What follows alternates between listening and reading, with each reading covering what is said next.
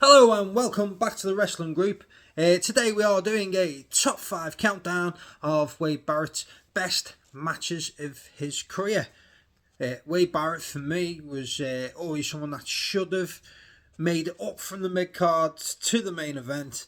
But unfortunately WWE had other ideas and didn't want to give him that final push to being a WWE or a World Heavyweight Champion, as it was within the company.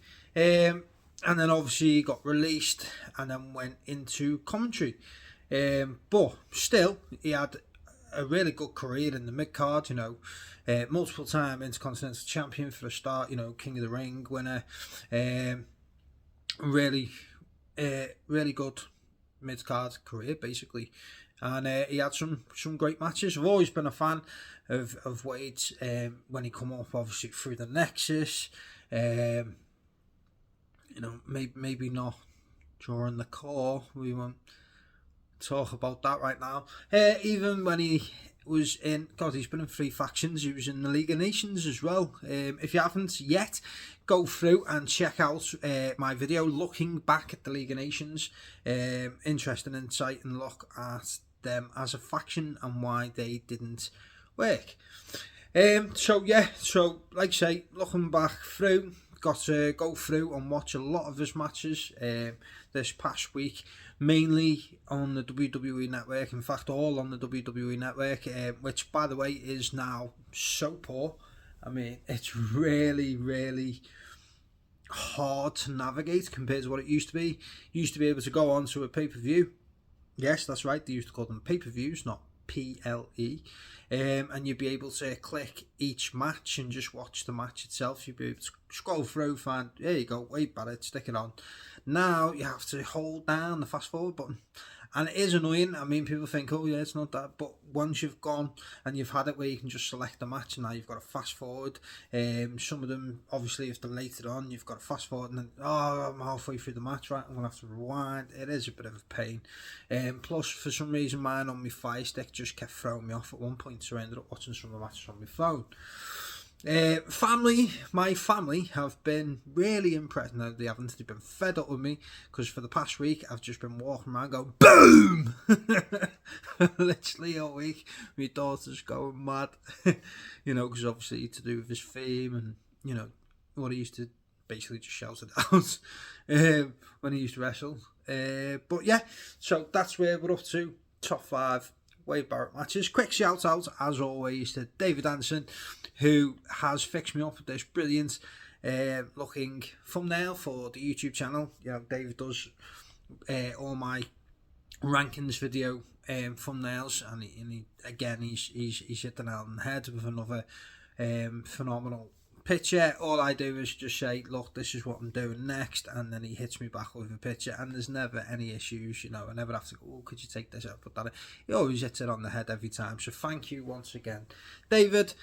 Big friend of the pod as always. So I will start with number 5, and then we'll go down 4, 3, 2, 1 to be the best Wade Barrett match of all time. So number 5. We start with, and I know a lot of people have mixed feelings about this opponent because some people don't rate him and other people really rate him, and there never seems to be anyone in the middle. So it's Wade Barrett versus The Miz. I love The Miz. I can't wait until I get me time to do top 5 Miz. Top 5 Miz matches. Mr. Palmer, I know you'll definitely sit there and watch that as a big Miz mark that you are. You love to pretend and belittle him, but we all know that you've got a Miz t-shirt there somewhere, and you probably watch Miz and Mrs. Maybe have us posted on your wall, you give it a little kiss goodnight. But there you go. So Wade Barrett versus The Miz on Raw for the Intercontinental Championship. It's the Raw after WrestleMania, so the crowd obviously is hot as is always. They did face at WrestleMania, but it was bumped down to the pre-show, unfortunately, and it wasn't given much time. So luckily enough, we got a rematch on Raw, which was given a lot more time and ended up being a hell of a lot better match, which in my mind is probably them basically going, well, that match that you were going to have, and then we kicked you to the pre-show and probably give you a hell of a lot less time. why don't you give it to us on Raw exactly how we were going to do it? That's what it is in my mind, anyway. So the match starts with Miz taking early control. Miz comes in obviously as the champion after winning it at WrestleMania or WrestleMania pre-show. The match starts with Miz obviously taking control of the match. Miz gets a quick 2 counts before taking Barrett to the outside and hitting him off a barricade. So obviously he starts taking him outside, slamming him into the barricade, and starts taking control. And then unfortunately, with it being on Raw, there is breaks and we don't get to see what has happened in the break. On the WWE Network, they don't give the filler part. So after the break, we come back and Wade Barrett is in control of the match. And hits a Winds of Change for the 2 counts. Barrett jumps off the ring apron with an elbow drop on the Miz. Brings him back into the ring. So it was outside. He jumps off the ring apron to the outside with a sweet elbow drop on the Miz. Rolls him into the ring and gets a 2 count as well. Miz then gains some control back, hitting a botched neck breaker for the 2. I remember this. This is where he goes to hit a neck breaker and Barrett has already hit the deck before Miz has gone.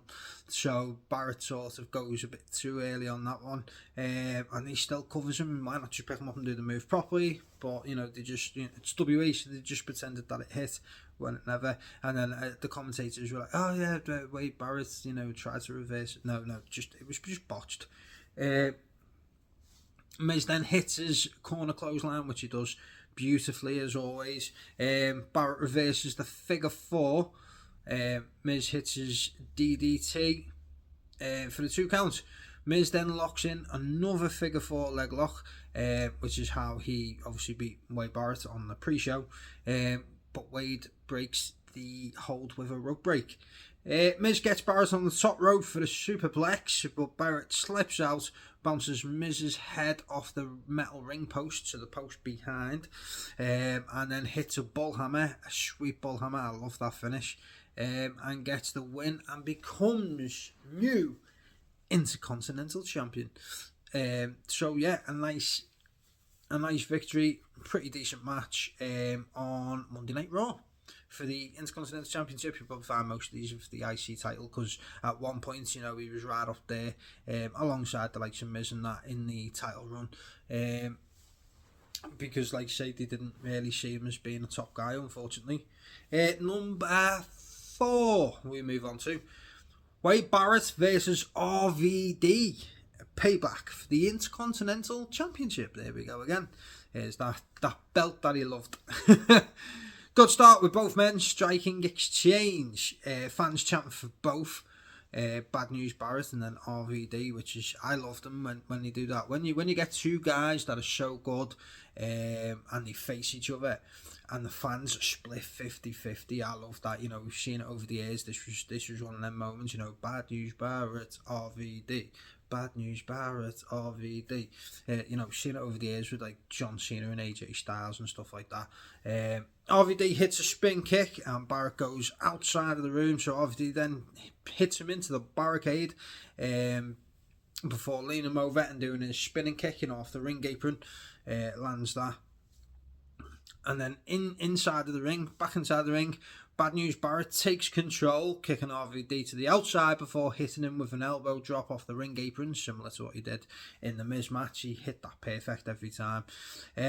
Ref counts to 7. RVD manages to get in and break the count. Catching my breath.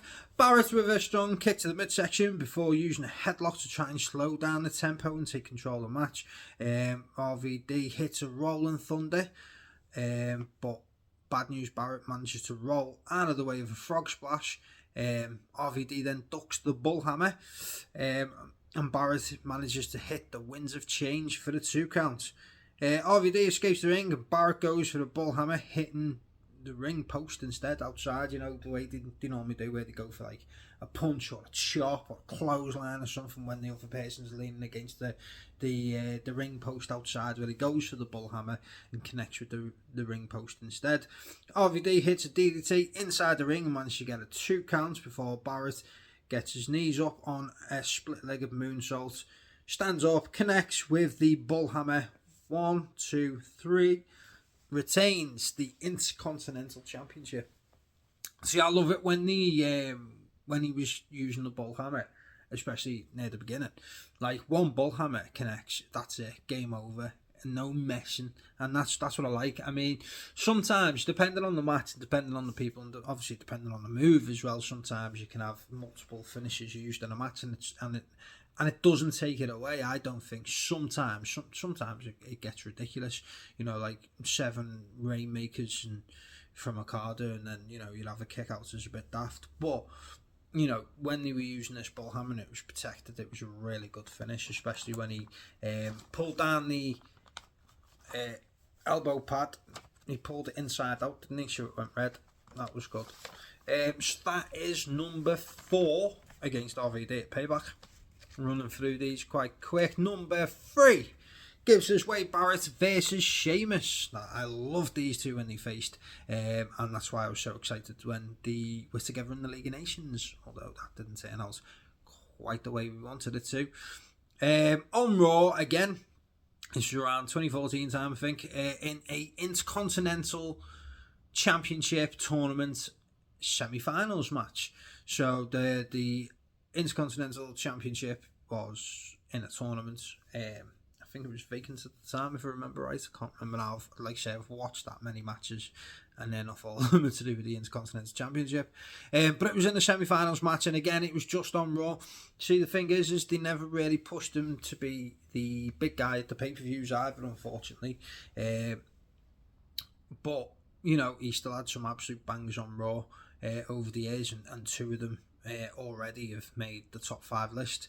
So like I say, Wade Barrett and Sheamus, anytime these two collided in the ring, I absolutely loved it. Same as like with Sheamus and Drew McIntyre, anyone with that hard hitting style facing Sheamus, as these 2 guys like Drew and Wade, really, really good. And obviously it helps that they were good friends and spent a lot of time together, coming up through the ranks and stuff, to be able to have that sort of bond, which in the ring it just works out well. Like, they know what the other one's thinking, and it just flows together so nicely. So the match starts fast paced with both guys taking the upper hand. With both guys trying to take the upper hand, but neither's able to gain control. Sheamus hits 10 beat to the Baron and a top rope shoulder for the 2 count, before an Irish Curse backbreaker. Love that move. For another 2 counts. Barrett reverses the white noise, goes to the waistland, but it's reversed. Sheamus then goes for the bro kick. With bad news, Barrett ducks out the way and hits the wind change this time and gets a 2 count. Barrett then misses wildly with the bullhammer. Sheamus hits white noise for another 2 counts. Both guys on the knees slugging it out. I love it when it gets to that point and you have a match and it's just brutality, and then it gets to a point Eddie Kingston does it brilliantly, Suzuki does it brilliantly, John Moxley does it brilliantly, and these two, Sheamus and Wade Barrett, on the knees just trading blow for blow. I love it when it, like, if you just did that from the start, or like 10 minutes in, it wouldn't really make a difference. But when it's like in the absolute middle of the match or towards the end of the match and both guys are knackered and they've hit everything they can hit and they just start going whatever. I love it, mate. When it's done right, it's brilliant, and this was done right, Barrett on the outside of the ring. Sheamus runs for a suicide dive. So as he goes, Barrett standing outside the ring, as he comes and his head gets just through the rope, bang, bullhammer, get in the ring, 1, 2, 3. Wade Barrett has advanced to the finals of the Intercontinental Championship tournament. Not only is the match brilliant, but the finish is superb as well. Like, you don't expect it. I love finishes. Like, one of my favourite finishes is the RKO. I love a finish that you can just hit out of nowhere, switching music, super kick. Just a move that, like, you could be doing something and just go boom and that's it, and that bull hammer was perfect. Like, as he's literally getting to the point where he's about to lift off, just connects with a sweet bull hammer, slides in, 1, 2, 3 again. Even though he's outside the ring and he's got to get back in, roll him over and get the pin, it's still one bull hammer, game over. And that's what I really like. I like it when it was protected. You know, the bull hammer was a great move, and he connected with it. It looked brutal. It looked like it could KO you. You know what I mean? So we go down to number 2. It is Wade Barrett versus Daniel Bryan at SummerSlam. It's the pay-per-view after Daniel Bryan won the Money in the Bank briefcase. So obviously it's not too far from the days of the Nexus. I think in fact it was the SummerSlam before that. Daniel Bryan had, I keep going to say Bryan Danielson. Daniel Bryan had joined Team WWE versus Team Nexus in that multi-man tag match. So the match starts with great back and forth, both men aggressively looking to take control. Bryan using his technical ability while Wade Barrett is using on his brute and brawling style, you know, his brute force brawling style. Bryan hits a corner dropkick for the 2 count. Barrett hits the winds of change for the 2 counts. Barrett takes control with a backbreaker before trying to slow down the match with a headlock. He likes to try and take control, slow it down because Bryan's quite fast paced. Barrett goes to the wasteland on the ring apron, but Bryan slips out and drop kicks Wade off the apron into the barricade. This was back when he was using the wasteland as a finish before the bull hammer. Top rope dropkick from Bryan for another 2 count. Bryan then chops down Barrett with strong kicks before one to the head for the 2 count. This was before they were called the yes kicks. Barrett hits a big boot before another attempt at a wasteland is reversed. Bryan locks in the label lock, but Barrett gets a rope break. Barrett then finally connects with the wasteland for the win. So Daniel Bryan, the pay-per-view beforehand, only a couple of weeks previously, had won the Money in the Bank briefcase, and Barrett still takes the win. Which obviously, you know, we know Bryan then goes on to bigger and better things, but it does make you wonder if they'd pushed Barrett at this point. You know, could he have gone on to bigger and better things? But he takes the win over the newly crowned Money in the Bank briefcase holder. So again, this was back before the bullhammer when he was using the wasteland, and again it was another showing of protection of a finisher. You know, he goes for it twice, is unsuccessful, and then when he finally does connect with the move, gets the 3 count. So that was number 2. So we move on to number 1, the greatest match of Wade Barrett's career. And you know what? I actually had a little scan and I couldn't see any other Wade Barrett top 5 videos. So this might be the only one. Hopefully. I hope it is. I like doing stuff that's a bit different than what everyone else is doing. So we'll run down, as always, from 5 down to 1. So The Miz versus Wade Barrett on Raw for the Intercontinental Championship is number 5. Number 4 is RVD versus Wade Barrett at Payback for the Intercontinental Championship. Number 3 is Wade Barrett versus Sheamus on Raw in an Intercontinental Championship Tournament semi-finals match. Number 2 is a Wade Barrett versus Daniel Bryan match at SummerSlam. So what could be the very top best match of Wade Barrett's career? Well, you'll never guess what title is involved. It's the Intercontinental Championship, obviously. So number 1 is WrestleMania 31, the Intercontinental Championship ladder match. Of course it is. One of the greatest ladder matches in WWE history and one of the best opening matches of WrestleMania history. It is Wade Barrett versus Daniel Bryan versus Luke Harper versus Dolph Ziggler versus Dean Ambrose versus R-Truth versus Stardust. Remember him? Cody Rhodes is Stardust. So much happens in this match. It's nuts. It's great. It's fast paced. There's enough guys in there. I feel like they need to go back and do this again at some point. I thought this was going to take off to replace the Money in the Bank ladder match that used to be at WrestleMania, as like a yearly thing, if you like. But that never really took off. But I'd really like to see this return as a multi-man 7 or 8 man ladder match for the Intercontinental Championship. At WrestleMania. Could you imagine Gunther being in that match as champ? And it's a perfect way for him to lose as well. They've booked him really strong right now, and there doesn't seem to be anyone that could defeat him. So put him in a ladder match with multiple different people, and that'd be a great way for him to lose and not be pinned, if you like.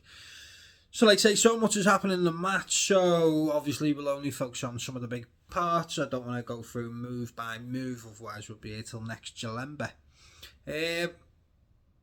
Starts with most of them jumping over the ropes, doing like top spots and stuff like that. One's outside the ring, the other one jumps on him, then there's 2 outside the ring, so another one jumps on, and then there's 3 outside, and another one, and it goes like that for a little, couple of minutes. And you jump on one by one. And don't forget as well, this was around the time. Remember R-Truth when he had his moment where he was afraid of heights? And, that played a part. The commentators kept saying, literally every time they seen R-Truth, well, how's he going to climb a ladder? He's scared of heights. It was a bit daft, but it was funny at the same time. I think some things with R-Truth that just seem stupid, absolutely stupid, but he does them perfect, and you just laugh. Like, if it was another person doing it, you'd be like, oh my god, what the hell, this is absolutely terrible, what a gimmick is this? But I think because R-Truth, I don't know, he's just got that really good comedy-esque in it, and it works every time. Like when he said to Paul Heyman that he was going to throw him out of the Royal Rumble, and Paul Heyman was like, I'm not in the Royal Rumble, Brock Lesnar is. My bad. But yeah, so this was back when he was scared of heights. The ladder comes into play early with Barrett using it as a weapon. Stardust traps Ambrose's leg in a ladder and starts absolutely slamming it down to try and take Ambrose out of the match. And the fans start chanting, Cody, Cody, Cody, which obviously he's not very happy with because he's not Cody anymore. He's the face-painted moron Stardust. I can't remember what they called him now, but he's a face-painted moron to me, apparently. So then Stardust then goes outside of the ring and pulls out his own ladder, which is some weird glittery, shiny obstacle thing. It's like a black ladder and it's got like glitter and shimmer and stuff down the sides for some strange reason. So as soon as he pulls that out and obviously stands it up, Barrett then comes along, kicks out the middle step, and starts absolutely hammering him with it. So, bring in a ladder, you're gonna get hit with it yourself. So he repeatedly starts hitting him with the step from the ladder, which you can clearly tell when he's kicking it off, it's like plastic. He kicks it like twice and then it just snaps off. Harper puts the ladder on the top of Dolph Ziggler. So where they do the thing where they're lying on the floor and they do the guillotine into the bottom rope. He does that, but with a ladder on top. So as he obviously comes up to catch the guillotine, he catches the ladder, which I thought was really good, to be fair. R-Truth hits a scissors kick on Harper onto the ladder. Barrett superplexes Stardust off the top of the ladder to the floor. Harper powerbombs Ambrose. This was the sick powerbomb spot where he just launches him out of the ring and Ambrose goes through a ladder, and then when they zoom to him later to check how he's getting on, you can see I nearly swore then. You can see the ringside crew trying to quickly wipe something away from his head, so he must have cut his head or something, and they're trying to get rid of it, because no bleeding on TV, Dean. If you're not John Moxley now, son. I don't remember what I'm up to now because I'm doing silly voices. Ziggler hits a zigzag on Harper off the ladder. Ziggler has one hand on the title, but Wild Barrett appears. Wade Barrett? Oh my god. Bad news, Barrett. Wade Barrett, the British Bullhammer, Stu Bennett, that dude, the dude who this is all about. He comes in, grabs Ziggler's leg, and as he pulls him down, connects with a sweet Bullhammer, and then he turns around and lands a Bullhammer on Stardust. Then he hits a Bullhammer on R-Truth. R-Truth's climbing up the ladder. So he managed to catch him with a Bullhammer as well. Then Barrett lines up a Bullhammer on Daniel Bryan. But he managed to get out the way. And as he turns around, Barrett takes a running knee to the face. Bryan and Ziggler then get on top of the ladder and, start going at it on top of the ladder, hitting back and forth to each other. And then the next thing is they just start absolutely headbutting each other, like ruthless headbutting. First starts with like the hand up, as they do, because they don't want to obviously hit themselves too much. And then like that, just like they forget about the hands and they just start absolutely cracking heads. And then obviously Bryan hits a big headbutt. Ziggler drops off the ladder and Bryan gets his hands on the Intercontinental Championship and becomes Intercontinental Champion. So obviously this was just after he returned from his first long spell out, and this was just before he then had to vacate the Intercontinental Championship and retire. So there you have it. So that is my top 5 Wade Barrett matches of his career. So do you agree or do you disagree? Let me know in the comments section below. Give me your top 5 Wade Barrett matches of all time. Also, like I say, if you haven't seen it yet, take a little look at the League of Nations video. It was only a short video and it's just a look back at them as a faction within the WWE and why they didn't work. Also, coming up, as always, we're going to have some more rankings videos. We're going to have some more 2K23 videos. We're going to have some more wrestling figure unboxing videos. There's loads of wrestling content coming to you very soon. So, as always, thank you for watching. Give me a like, comment, and subscribe to my YouTube channel if you haven't already. From the Wrestling Group, this is Ryan, and I am signing out, and we'll see you soon.